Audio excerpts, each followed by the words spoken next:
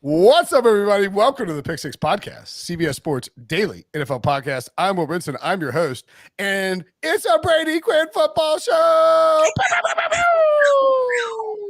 Woo! What's up, Brady Quinn? How you doing, buddy?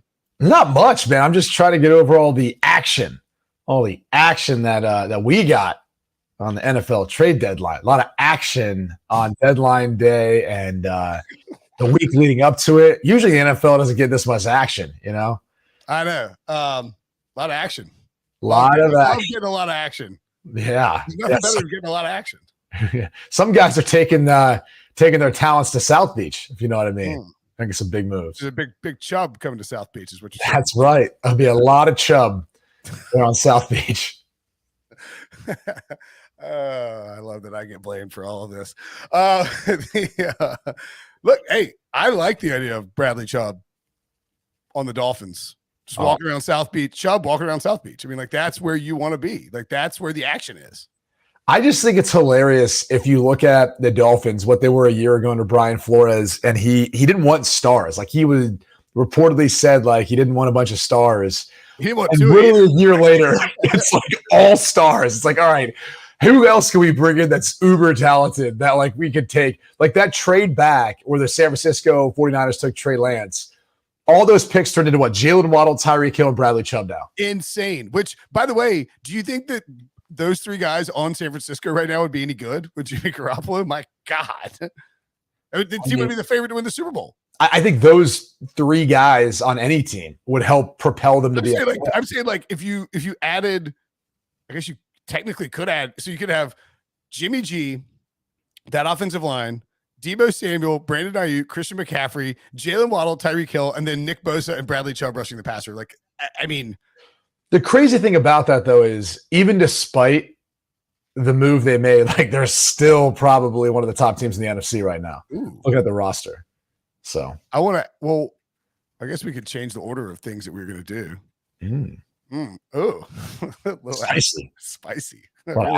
Really mix it. Really what? Mixing a scoop of regular in with a decaf. Who's the fourth? You cut out. And so I'm going to assume who's the fourth best team. I don't know if you said in the NFC. Let me think. You're obviously going to start off with who's number one right now. It's Philly. After that, it's slim pickings. Maybe the Minnesota Vikings, I'd say, even though some people feel like they haven't been tested, at least since their win over the Green Bay Packers in week one. Outside of that, the Rams and the Bucks, two of the favorites, they've looked awful. Do you want to finish your question there, Will? I don't know when I got cut off. It's just like Chrome just dies and I just disappear. Yeah, honestly, I don't know really where you got cut off either. I was assuming you're asking who's the fourth best team. Was that the NFL or NFC? NFL. So I think that now Billy, and he's posting on Instagram, is like, check me out on the Pick Six Pod when I talk about my Eagles every Sunday. That's fine.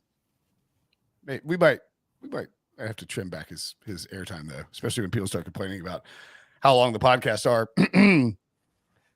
But we were debating about whether the Bills or the Eagles are the best team in football. To me, it's easily the Buffalo Bills. I think it's the Bills too. I don't know if it's easily. I think I think the Eagles are a tough matchup schematically for what they do. Sure. But I'll go ahead and say the Bills are right there with you. I actually would say that right next to the Bills, I'll put the Chiefs. Yes, I think and I think those are the top two. I think Philly is not favored over the Bills or the Chiefs on a neutral field if they were to play this weekend. Well, and I'll put it this way. Like, how far apart are the Titans and Philly? Because if you're, what are they, a 12.5-point dog? The Titans are in Kansas City. Is that right? Are they 12? It's like 12.5 or 11.5. It's absurd. Like, that's a playoff team. Not only is they going to win the AFC South, they're a playoff team. They're like the 3 seed right now. Like, it's ridiculous. I mean, but that's where the line sits at. So I think I'm kind of there with you. I just think it's tough to think that. I don't know. Like, Philly's one of those teams that they look great. They're schematically tough to prepare for because the way they can run the football, how Hurts adds to that. And obviously, they're receivers. They have speed. They have ability of size. With AJ Brown's a game changer for them, too. Yeah, which is weird because, like, you look at the Titans, you go, why do you get rid of them? It's like, you know that you have this thing called money.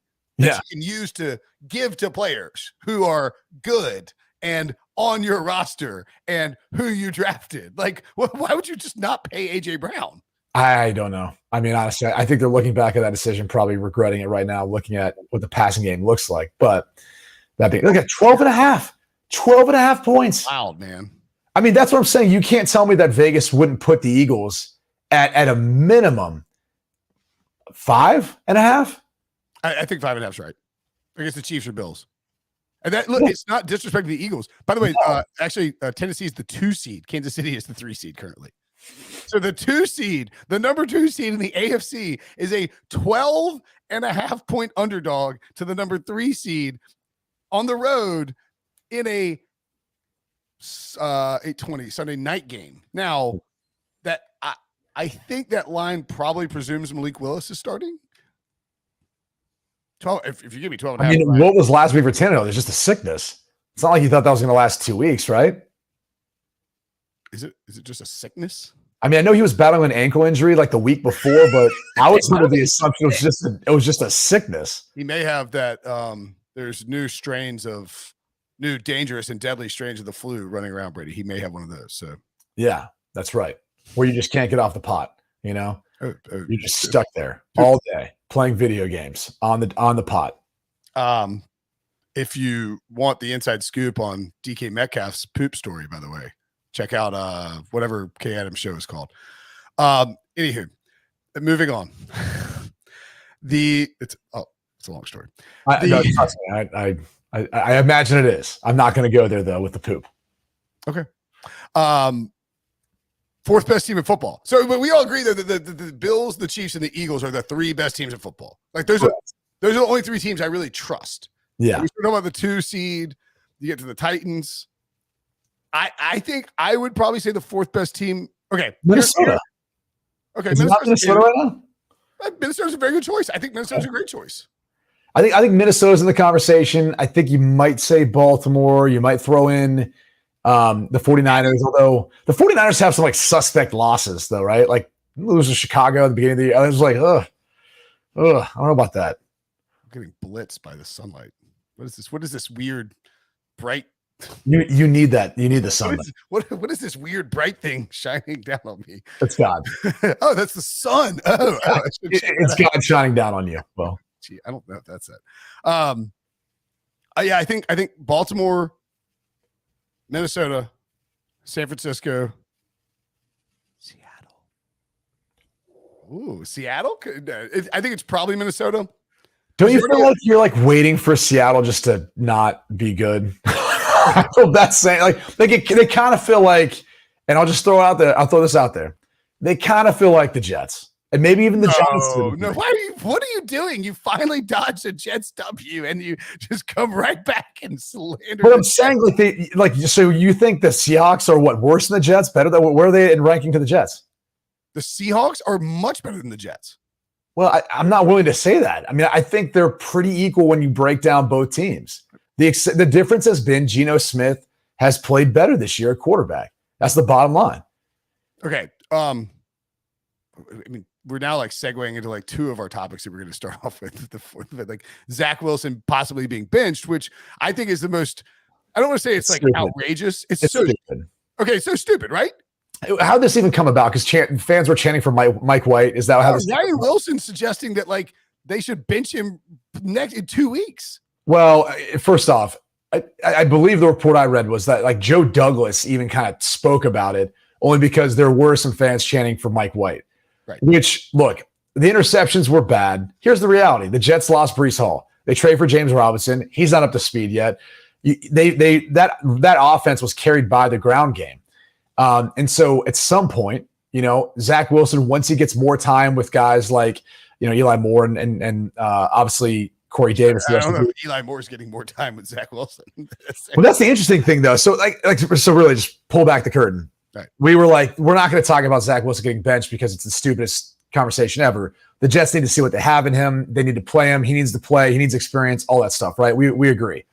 But there is something to be said for the fact that for whatever reason they didn't move on from Eli Moore. And if the guy's that disgruntled now, how do you think things are going to play out later on the rest of the year if he's not getting the ball and not getting touches? I don't understand why the Jets are like, no. We are a family. This is the Jets family. We handle this in-house. We deal with our problems. It's like, you're not playing him. He's awesome. He's a great slot receiver. Either play him or trade him. Right. Like, why? And there is some times where, like, you know, just the way a guy moves his routes, everything else, like it just doesn't mesh, you know, with how you see and being able to connect with that guy, having that sort of chemistry. There's just some guys that are like that. And that happens sometimes in quarterback play. I don't know if it's that. I think it's just, you know, maybe those two need to get on the same page a bit more. They need to figure out some ways of getting some easy touches, getting more involved in the game early on. Maybe that helps. Whatever the case may be. The bottom line was, if you go back to last week, turnovers were the biggest issue. They looked bad. Like, those were bad interceptions. You clean those up. I don't know that, you know, you're looking at Zach Wilson the same way. So whatever that came from, you're not benching him anytime soon. He needs to play the rest of the season. Like, you have to know. You have to know what you have in him, especially if things don't go well the rest of the season. It's crazy. It is asinine. And so like here's the impetus for this is sort of that, like, I think it was Brian Costello wrote in the New York Post, the Jets timeline and Zach Wilson's timeline are now different. And I'm not disagreeing with him in the sense that, well, I am disagreeing with him. Actually, F that. Like, okay, well, what is the timeline for both? The argument is that the Jets are like, oh, we're before this week, obviously 5-2, now 5-3. We're better than we thought we were. The AFC is kind of wide open. We need to make a playoff push right now. It's like, but that is so stupid and so short-sighted. Right. You make a playoff push with a questionable roster and a team that's really luck-boxed their way into several wins outside of the Packers' victory in Green Bay, which we agreed that was that's the, remember we talked about this last week, all victories against backup quarterbacks except the Packers win. If you try to be like, well, we're all in now on 2022, screw Zach Wilson, that is so short-sighted. Your team is not going to win the Super Bowl. You're the third best team at best in your division. I don't care what the standings say. That's just where you are.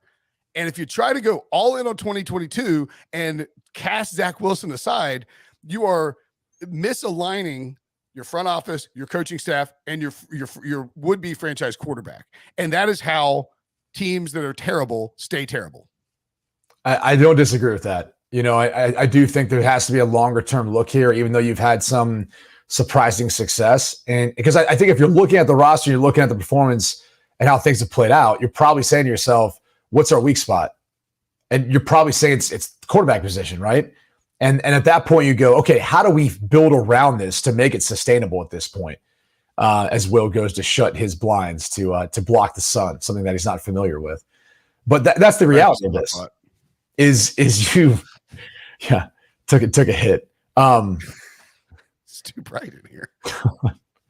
But that's the reality of it, right? Is like you're looking at saying, all right, what do we have in our quarterback spot? If not, you know, then we can make a decision after the season. But you have to see what you have in him right now. Yes. This can't be so much about 2022. This has to be more about 2023 draft and beyond to know exactly where you stand going into it, especially considering what your record could be.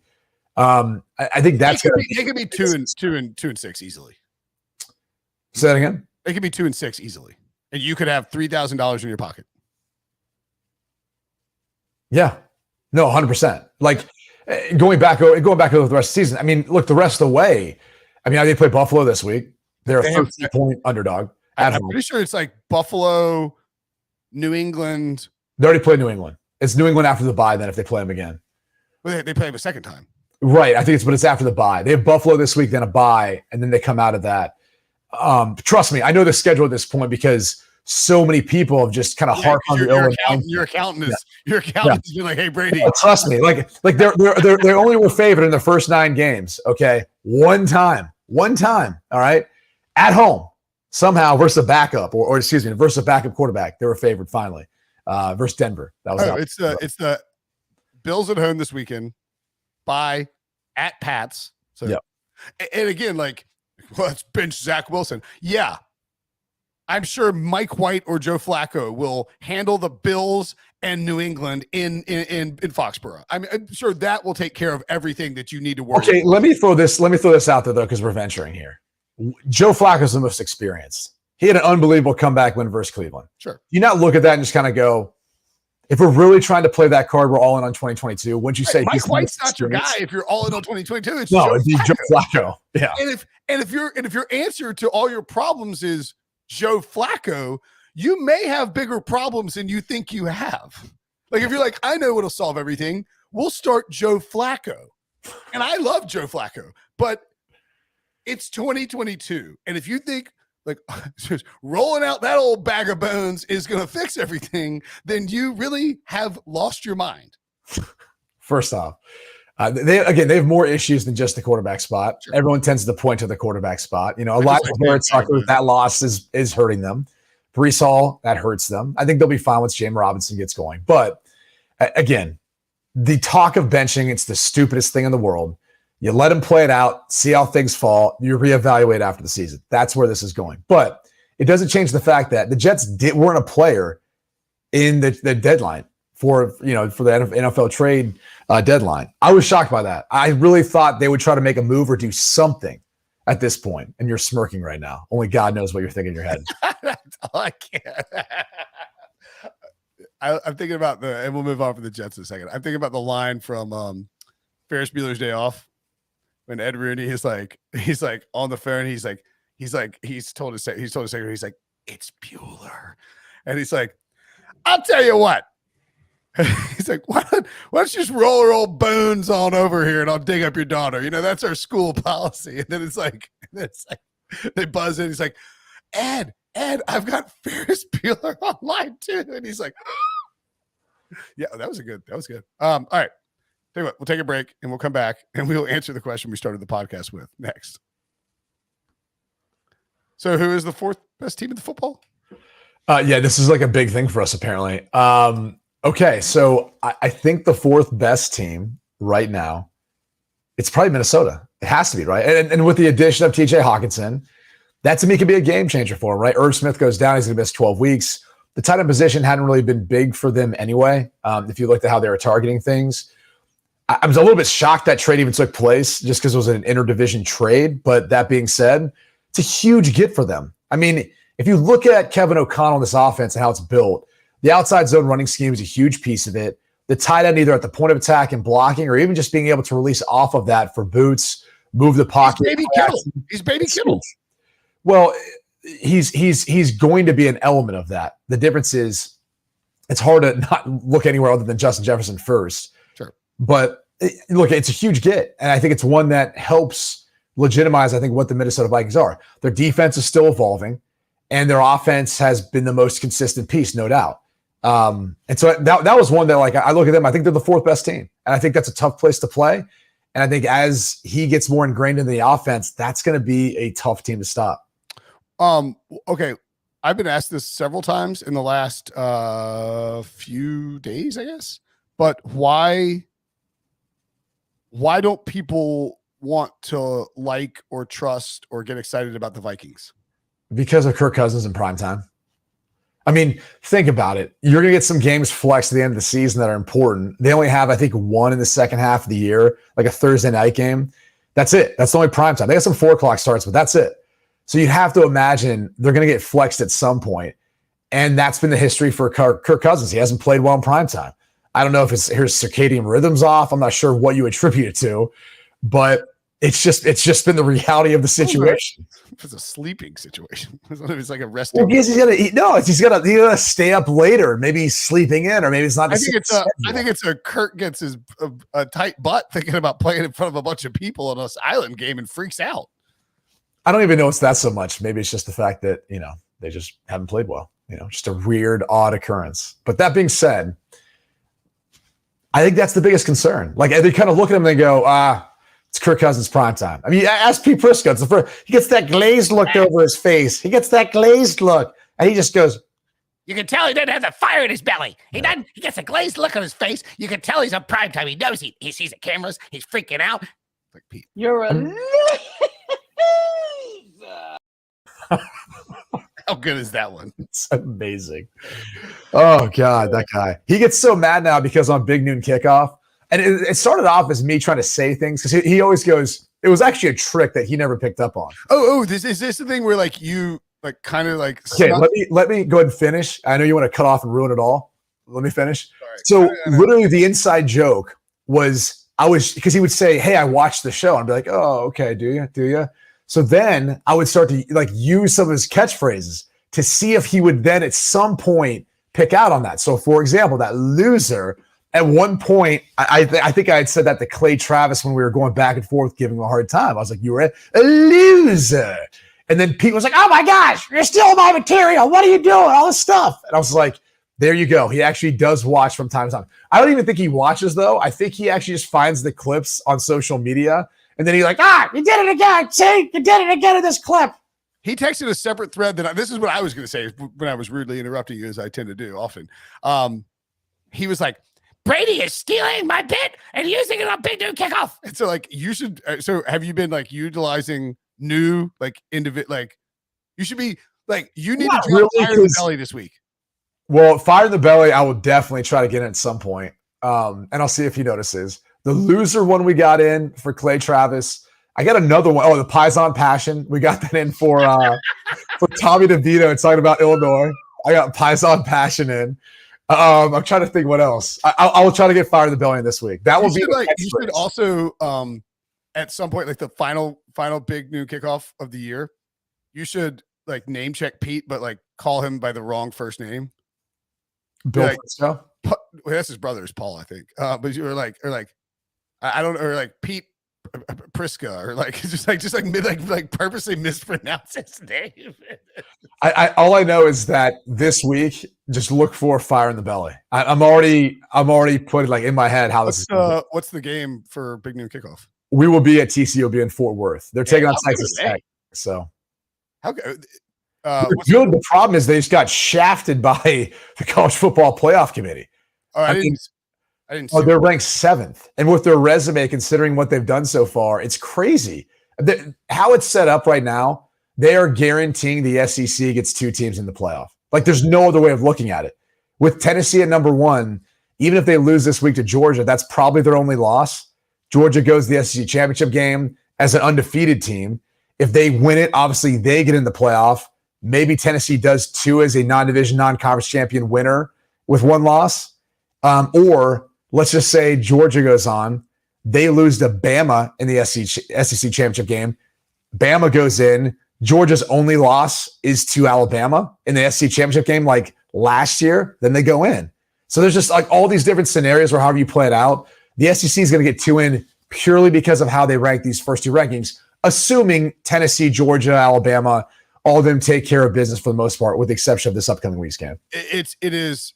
There are a lot of questions that one could ask about the nature of college football and who and why and who would be chosen for the college football playoff, which is featured on a particular network, which also owns another particular network, right? Which is the SEC makes everybody the most money, and they know that's technically not true. The Big Ten TV rights deals more. Oh yeah, that's true. Well, the SEC makes and the most watched game. Okay, it's not an SEC game. Okay, we don't have to stump for Fox here. What I'm telling I'm you, just saying, this isn't stumping. These are facts. Are you watching Peter Prisco? Yeah. We do call him Peter from every once in a while. More Chris Hassel calls him Peter. Yes, he does. Okay, but my point was that the college. Okay, I don't know why I'm acting like it's the college football playoff is broadcast on ESPN. Yeah. ESPN owns the SEC network. 100%.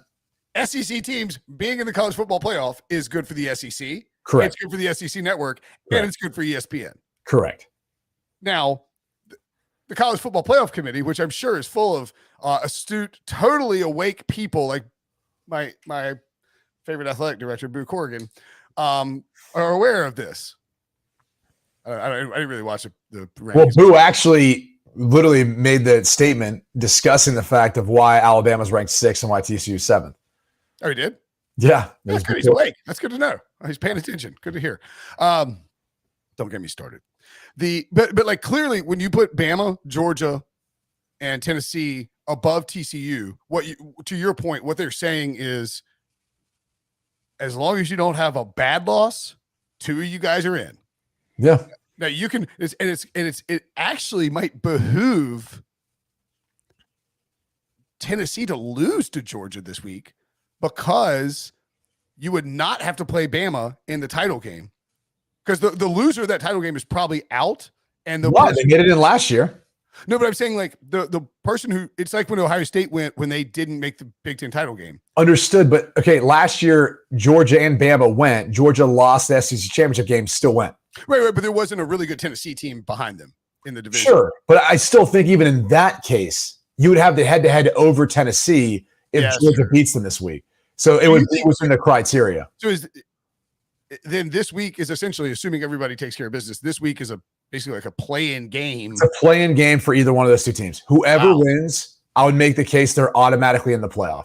Yeah. And I think it's obviously, and it's really because assuming Tennessee doesn't lose like twice down the stretch. Right. Assuming both Tennessee and Norton neither lose at any point. They're both undefeated, right? So that's the biggest key. But if they would have put Ohio State at 1, I think it then leaves the door open to say, okay, you could drop Tennessee at 2 or Georgia at 2, whoever they put after that.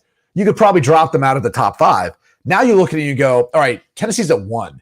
If they lose to Georgia's the 3 team in the country right now, they're not dropping past 5. All right. That's probably the best loss, you'd say. Yeah.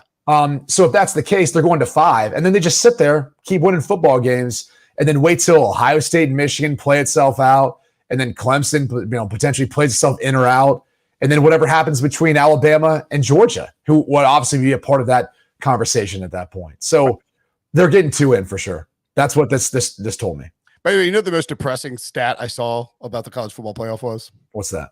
NC State is 7th in terms of consecutive weeks ranked by the college football playoff committee, and like we have. You guys are awful. No offense. We have less than nothing to show for it. Like, the ACC is the most overrated conference in the college football playoff rankings. Like, first off, Clemson, who has played Notre Dame this week, we'll see what happens with that game. I'm going to beat their ass. But after them, all right, you look at it and you go, all right, who really should be? No one who's good. No. Carolina?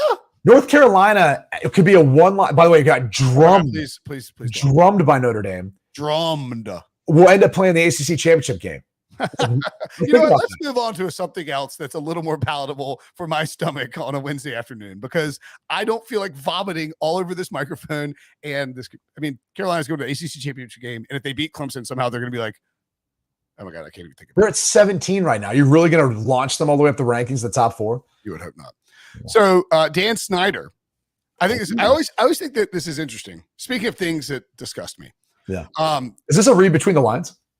Could be. You want to? Sure. Why not? Okay. Let me get the actual quote. The Snyders, Commanders owners, Dan and Tanya. Is it not Tanya? Probably Tanya. Well, the NFL.com headline says Tanya. What do you mean Tanya? Tanya. Yeah, some people still pronounce that Tanya. That's Tanya in my book. That's Tanya. Your name is Tanya. Shouldn't really be talking trash about Dan Snyder. Do you really need it to be an O? I mean, some people would say that at that point it's Tanya. Oh, that's actually a good point. Hadn't thought about that one. Anyway, here's the headline. Commanders owners Dan and Tanya Snyder hire Bank of America Securities to explore potentially selling team. Brady, read between the lines.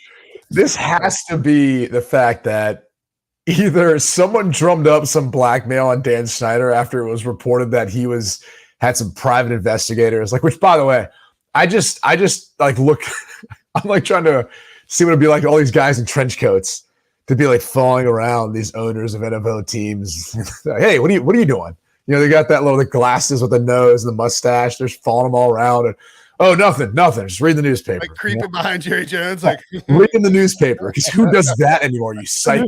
Who actually reads a normal? So either people caught on to it pretty quick and they're like, hey, Danny boy, we've got some stuff on you, pal. So why don't you just, push this aside? Look, we'll do this for you. We need to build a new stadium there. We need to have a presence there in DC that's not this crap hole that you had piping and sewage leaking or whatever it was last year at some point in time in that stadium. Or when Jalen Hurts almost died, like walking out the stadium. We need to have a new stadium. So we'll help you figure out a way of getting this done, but you're gonna have to sell the team. And when you do that, you're gonna make billions for the sale, and we'll make all this stuff go away.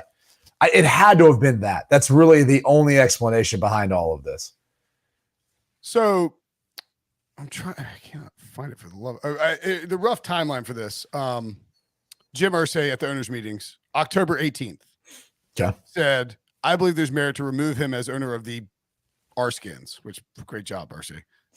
Maybe focus a little more on learning what the team names are in your league, and a little bit less on leaning up against trees with acoustic guitars. Irsay said that on October 18th. That was basically the same time that the Seth Wecker Shade of Don Van Natta article came out, claiming the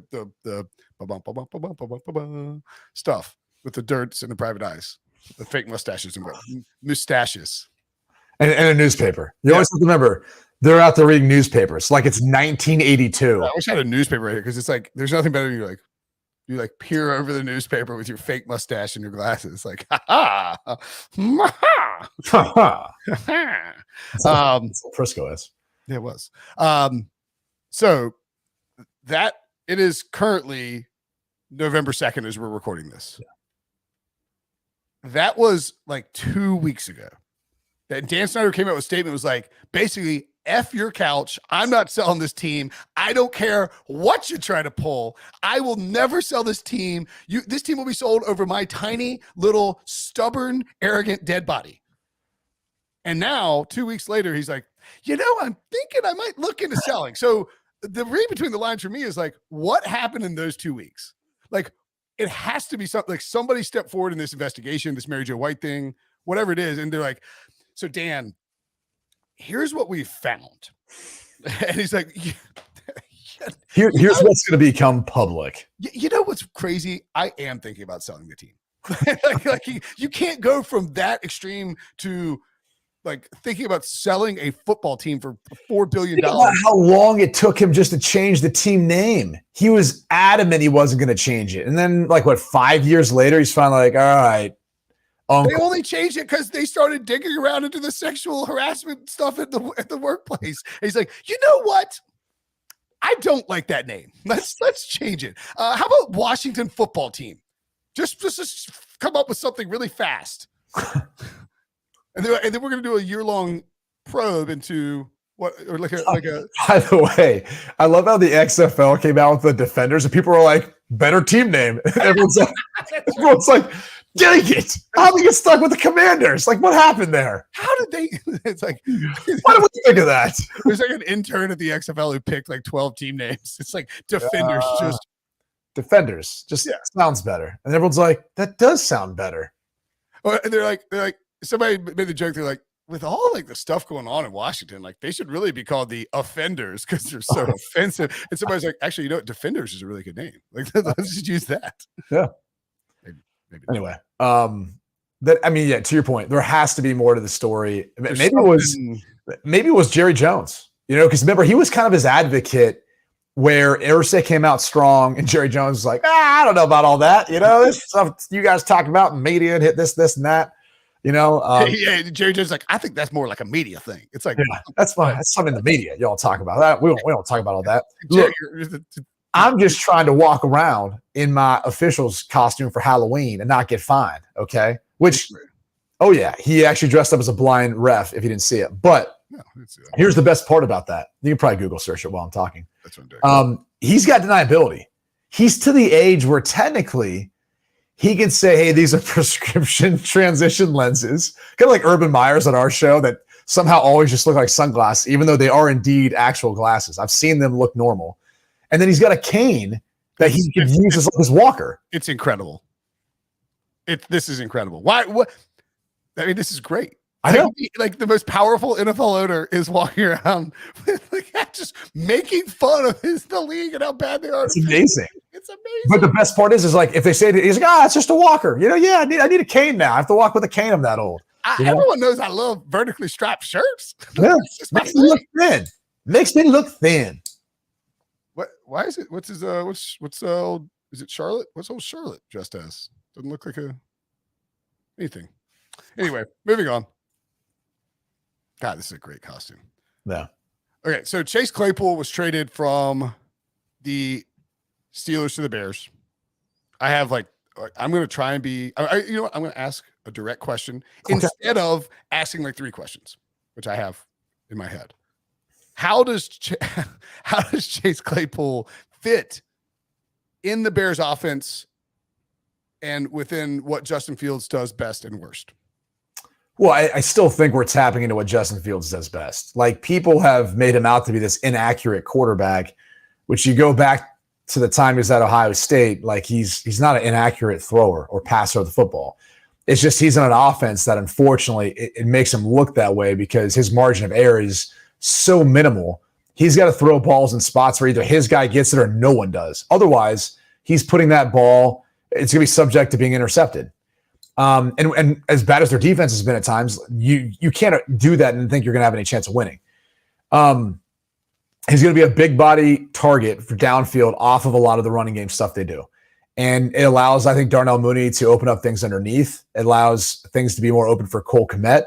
I think it takes some pressure off of, those guys in particular. So it's an interesting move. I think in part because if you look at the swap of picks, that pick is most likely going to be one that where he was drafted was actually, I think it was higher than where Chase Claypool was drafted 2.5 years ago.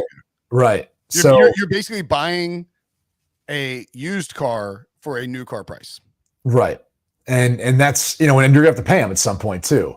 The other interesting thing to it is, like, if you're Ryan Poles, you're getting rid of these veteran defensive players. Roquan, because you couldn't get a deal, maybe didn't value him to that point, or deal was too good to be true, whatever they say. Robert Quinn, veteran guy, you get some value back for him too, same thing. So it looks like you're rebuilding, and then you go trade away one of your second-round picks to then bring in a wide receiver. It's kind of confusing. It's like, where are we? Like, hey, we want to rebuild, but we also at the same time want to provide Justin Fields more help. I kind of see both sides of it, but I feel like usually you can't dip your toe in. You got to jump in if you're taking on that F them pick strategy. And I feel like the Bears are somewhere in the middle on that. Okay, thank you. Ryan Wilson was adamant yesterday on the trade deadline show. Wilson and Breech were both adamant that the Bears are not tanking and that they are trying to make the playoffs this year, which I think sounds like if you say that to me, I feel like you sound like a crazy person. I'm not going to say they're tanking. No one does that. That's not actively tanking, but like they traded Roquan Smith and Robert Quinn 48 hours ago. Right. And to your point, it's the mixed signal saying where it's like, okay, look. Some would say though that their defense was still bad even with Roquan Smith. He's the leading tackler, but like they're still bad against the run. So if you're going to be the worst in the league or one of the worst, what does it matter if you're a few spots worse? I don't mind the Roquan Smith trade whatsoever. I think you got a second-round pick for him, which is better than the compensatory pick you would get if you kept him. You weren't going to sign him. Poles said on ESPN 1000 or whatever it is in Chicago that they weren't going to franchise tag Roquan because of the outside line, the off-ball linebacker is lumped in with the edge rusher, basically, in terms of the linebacker price tag. Is that true though? Yeah, it's dumb. That is so dumb. Yeah, they haven't updated. They had a chance to update it with the newest CBA, didn't bother. Like, okay, well, because if you're gonna, the classification becomes difficult because you have to wait. Then it looks at number of snaps, et cetera, and scheme, and they don't want to have to go into that realm. And on top of that, which it's kind of interesting. The franchise tag has been a great tool for a lot of owners to keep players they want and kind of drag it on and delay having to pay them. It's interesting that they wouldn't want that designation only because it would provide greater clarity to both sides. But anyway, and it would make it a way cheaper to keep linebackers if you off-ball linebackers if you wanted to. Which is what you'd want to do. But I also think they feel like you can get those guys coming off the street and play well. Yeah. I think exactly. I think they probably looked at it and were like, all right, how many off-ball linebackers have been tagged in the last 10 years? They're like, none. We don't need to spend 10 billable hours trying to figure this out, and hash it out. Because what it should have is an edge designation. Because there's just offensive line designation too. Like if you're you could be a left tackle, like a franchise left tackle, or like a center, and it's the same franchise tag. Right. So, I was gonna say too. Oh, wait, can we not talk about the most surprising trade though? I mean, Calvin Ridley traded to the Jaguars. How amazing! I mean, I was like, really? Do you know the most fun fact about this? What's the most fun fact? One of the games that Calvin really bet on last year. Oh yeah, was the team he's going to? Yeah. It's so good. Yeah. Do you think ultimately that if Ridley's reinstated, that the Falcons will be able to parlay this into a second round pick, or it killed me. I think it was a worthwhile gamble, frankly. Any more? I got one more, but I'll save it. Oh, okay. That's what we in the business call a teaser. Yes. But in all reality, Jacksonville should be good next year. If Ridley gets reinstated, he's your one. You have Kirk, Travis Etienne in the backfield. You also have Zay Jones. Like, that's a solid group. And it's a huge year for Trevor Lawrence's evaluation. I know he's kind of being inconsistent this year, but that's still like a work in progress coming together. Like, to think that was going to come together, they're going to be competitive in the AFC South. It's honestly kind of disrespectful to Tennessee Titans. Like, I'll just be real about it. We all were immensely disrespectful to Mike Vrabel and Ryan Tannehill and Derrick Henry before the season. I don't know, but we all. I didn't. Did you pick him to win? I think I might have picked the Colts or Titans. It was one of those two, but I thought that was the Jaguars because I'm an idiot. There was no chance I was going to pick anyone other than either the Colts or Titans. At this point, I think I had them right there, but I had them both as playoff teams. The one where I was wrong was the Colts. Like, clearly that was just awful. And by the way, I'm still trying to make sense of how Marcus Brady's not a scapegoat getting fired, yet he doesn't call the plays. It's like, well, so what happened then? There has to be way more to that story in Indianapolis. It feels like a Jimbo Irsay situation. Like, when did Matt Ryan got benched? Do we talk about this last week?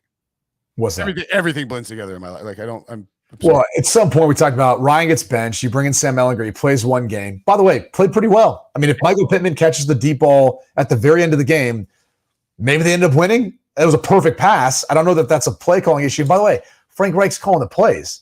So the whole thing's just a little confusing. Like, is he feeling the heat from Irsay just to make a move? I think so. I think Irsay is just on his back and on Chris Ballard's back. And he's like that tree. He's leaning on him, just like that tree. That he's hammered these guys like they're I don't know guitar terminology. What's the whammy bar? He's hammered these guys like they're a whammy bar. Just, oh, I know Michael Pittman. By the way, somebody pointing this out. It's like, let's look at the wide receivers taken in the second round from the last 2 years. Like, would you rather have these guys or Chase Claypool? It's like, well, why don't we back that up 2 or 3 more years? Because you can include DK Metcalf, AJ Brown, T. Higgins, Michael Pittman, and I think you want all those guys over Chase Claypool, right? Yeah. Is Deebo Samuel part of that group or no? Thank you. Yes. Yeah. Shouldn't have been. Patriots should have taken him in the first round, but they didn't. All right. Coulda, woulda, shoulda. Well, I had him in my mock draft of the Patriots every year. Plus, maybe that's their ultimate plan. He actually foresaw San Francisco trading for Christian McCaffrey, who then becomes more of a gadget guy than Deebo Samuel. Deebo Samuel gets frustrated he's not getting more touches, and he finds his way back to New England for a discount. Wait. So this is like the secret plan that Howie Roseman hatched, where he's like, I'm actually going to draft JJ Arcega-Whiteside, and then once AJ Brown wants a new contract, I'm going to steal him, and I'll have 2 of. It's like right. Like, you should have just drafted AJ. Yeah, I don't think it's any of that. I'm just, I know. I obviously don't think any of that is true. Probably not. Okay. Final question for you. This is a bit of an analogy. Just lean into it. Play along with me.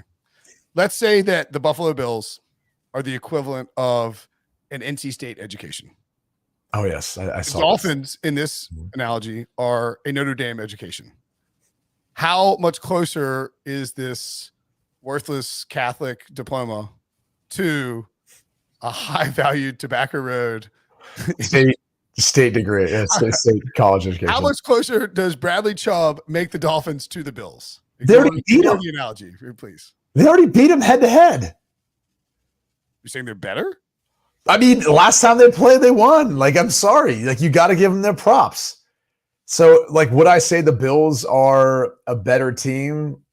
Yeah, but you got to give the Dolphins props. Like, I don't even know if this hypothetical even works. It doesn't. I would just say theoretically, like you'd think that Bradley Chubb does help improve that Dolphins defense. I'm more excited about Jeff Wilson being there. Like, I just think like, oh my God, like, dude, that next to Raheem Mostert and Waddle and Tyreek Hill, it's like, I can't wait to watch them. The problem is, and we had this conversation, I had this conversation with Pete yesterday. It's like, what happens when the weather gets bad? Like, is this team still going to be like as fast? And it's like, can this sustain itself throughout an entire NFL season? Like, it can't when the weather's nice, and it will be always nice in Miami, but gotta go to Buffalo. You gotta go to some. They play in Chicago this weekend. Yeah, and then Buffalo. Oh, they've got to go to Los Angeles. Terrible weather there. New England. Okay, for real though. They have Chicago. I'll just put it this way: the Bradley Chubb thing to me doesn't really matter. Like, I'm excited about it. I think he'll add an impact to him. This team just needs Tua to stay healthy.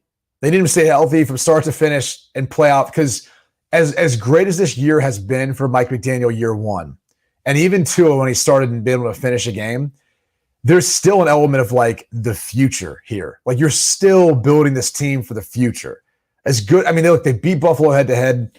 You know, maybe they'll split with them and then they'll lose the next one. But this team is still trying to build itself to be something that we look at it and say, okay, it's not just the Bills and Chiefs now scoring off in the AFC. It's the Bengals too. It's the Dolphins too. It's all these quarterbacks that we thought would be these guys. They're the guys, and they build around them. I think it's more interesting though that the Dolphins made that move. And if you go back and think about how Brian Flores left, it was a kind of a power struggle between him and Chris Grier. And so Chris Grier's almost kind of putting it all out there, being like, you didn't want star players? Well, I did. You didn't believe in Tua Tagovailoa? Well, I did, and I brought in a coach who did. And guess how this looks now? And you're on a team that's really bad.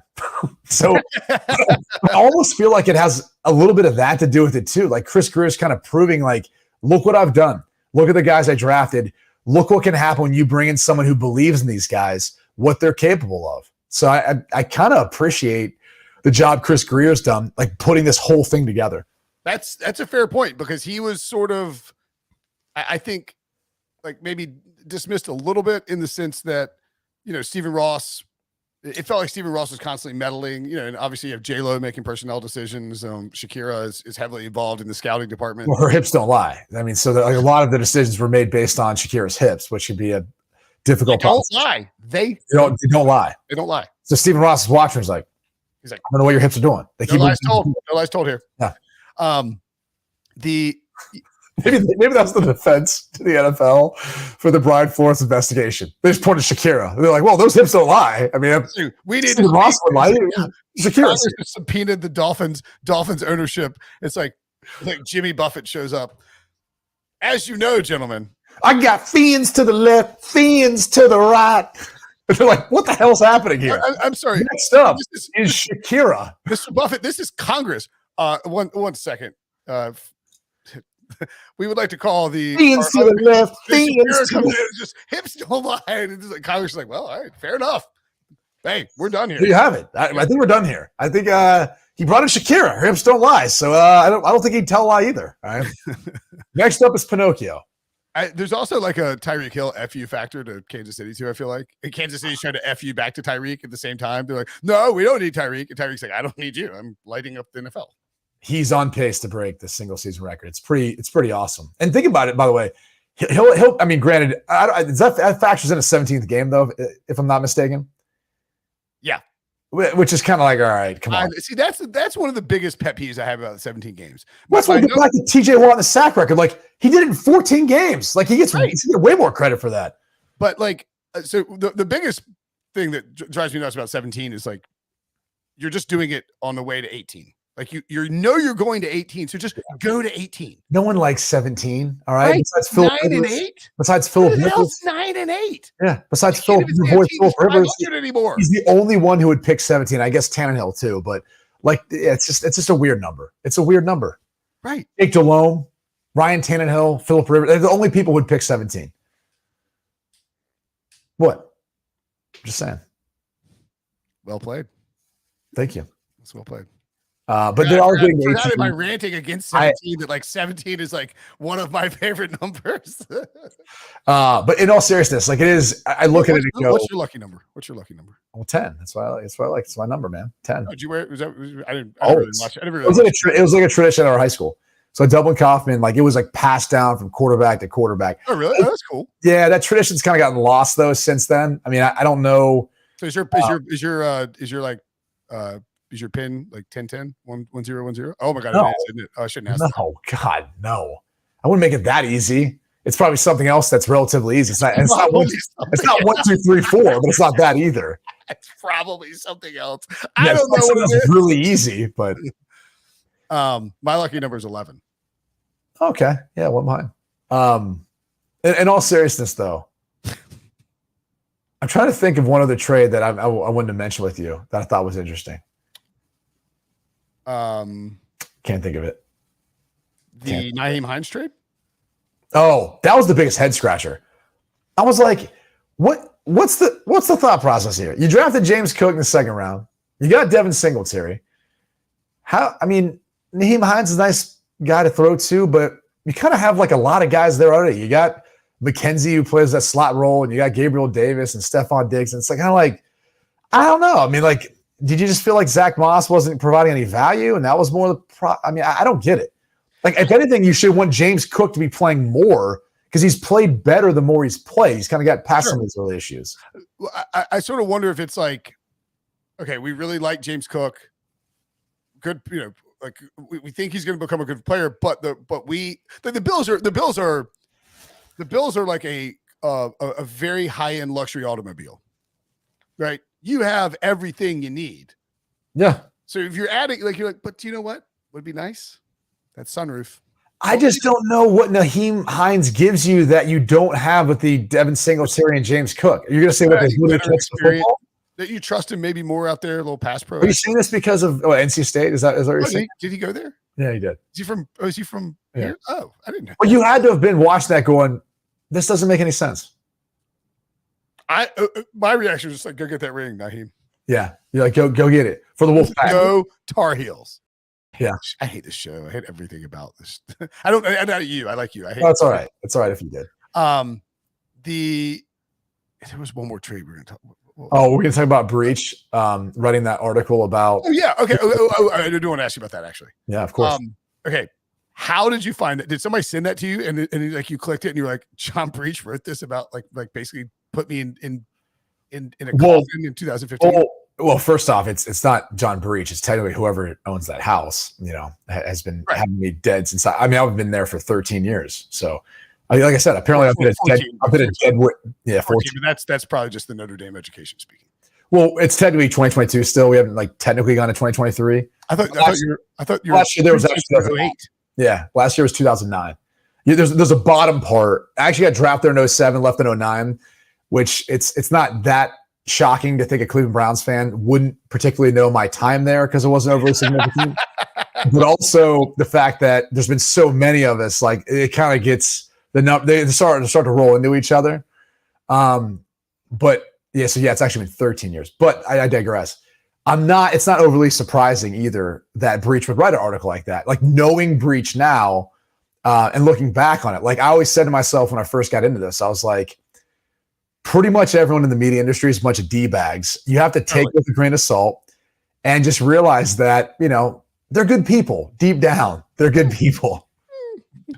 So I've definitely I haven't searched articles I've written about you, but I've done a cursory glance just to make sure that I didn't. Please don't look it up.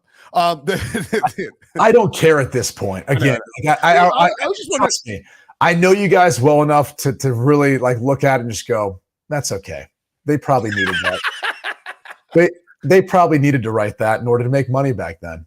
Right. No, I was worried that so Ryan Wilson was talking about this and he's like, yeah, I definitely wrote about Brady's draft day on Fan House or the old place, but Fan House. He was working for the White House back then. No, Fan House. I know he was working for the White House back then. So So he was moonlighting as a writer for Fan House when he's working at the White House? He's blogging on he's like W comes in his office. He's like, hey, what's going on down here? He's like, nothing, sir. I'm not blogging about the Red Sox. First off, good God. Like that scares me that we got someone who's working at the White House who's meanwhile blogging on the side. About he started a blog called SoxSteelersHeels.blogspot.com. I didn't even want to get into this. Exactly. Right. It's insane. Yeah. But like Breech's thing wasn't bad though. Like it's more of the guy. But I was always worried that like I was like, look at this loser. I read like something, and I never did that, but because I don't. Well, my thing is that look, as an athlete, you're always, and I've said this 1,000 times, you're always harder on yourself than anyone else is. So it just becomes someone has to write it because that's their job. Like that's the position that you're in. That's why you're compensated for it. It never affected me what people wrote because I was like, look, they got to do the job. It's my job to play better. So, they don't write things like that. I do tend to think that and the more I've gotten in this business, the more I've felt this way. When people tend to treat people in the media well, they tend to not be as harsh or as personal with some of the things. Oh yeah. And that's where I think athletes, coaches could do a better job of being able to build personal relationships so they see the more human side behind things, Look who's here. Wilson, if you were still listening. Hold on, Ryan. My first question is, you were moonlighting as a blogger while you're working at the White House? Like, should people know this? I don't think this is a good thing. I mean, technically, we could probably sue him for governmental waste.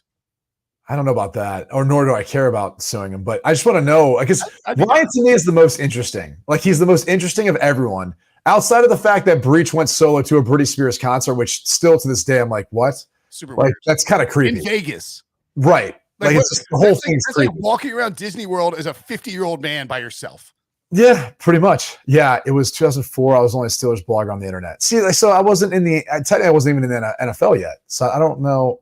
No. But he was talking about, and he didn't say anything bad about you, but like it wouldn't. Like I said, I don't care either way. All right. I'm gonna try and find something that he said. I'm sure I'll find something he wrote about you. I bet you will. I actually have to go into work after this and still continue to do work. Meanwhile, I don't like you'll do something for maybe 5-10 minutes the rest of the day. There he is. Yes. What are you doing right now? I'm about to take my son to soccer practice, but I thought I turned on the Brady Quinn football show and I heard old Wilbur Brinson flapping his gums. So what'd you say? I heard the tail end that you were talking smack about me. What'd you say? Well, he was saying that you were moonlighting at Fan House while working at the White House. That's a scary thought, though, to think like you're a part of the White House, a cabinet, what have you. I don't know exactly what position you served in, but I think you were. Weren't you thinking after all the stuff you went home and you're like, I'm gonna go blog about sports. Weren't you like Bush's chief of staff or something like that? You're also like blogging about I worked with his future chief of staff. At the Office of Management and Budget. But I'll tell you the story, Brady. So I was in graduate school, and in graduate school, you have a bunch of, like, your hours are weird, right? So you have a bunch of free time. And then once my wife and I moved to DC, we didn't have kids yet. I would get home at 6:00 and not have anything to do. So I was like, you know what? There's this thing called Blogspot. Let me just start writing stuff. Like, no one was reading it. But Will Leach, that's been linked to something I wrote as a Steelers blog 2005. And that was like a huge deal for me. And then all downhill from there. I've been with now you're stuck on a podcast with me. You and Brady have really had just from peak in 2007, and now you're on a podcast. I said it earlier. I said it again. Ryan Wilson is still the most interesting person on the Pick Six podcast. Okay, small sample size, but sure. Yeah, right. I'm just saying. Like, I would love to hear some of the stories from the White House and all that stuff. Some of the stuff you probably can't talk about, but I can talk about it now. I mean, look, it is so. That was such a tame time compared to where things are now. So it's almost not even interesting, but yeah. Yeah, good point. All right, I'm going to soccer practice. Have fun. Quit telling lies on me, Brinson. See you, Ryan. All right, that'll do it for us. Brady, don't hang up until you see the little red thing go away. I know. Okay. Thanks for watching. Thanks for listening. For Brady, I'm Brinson. See you guys later.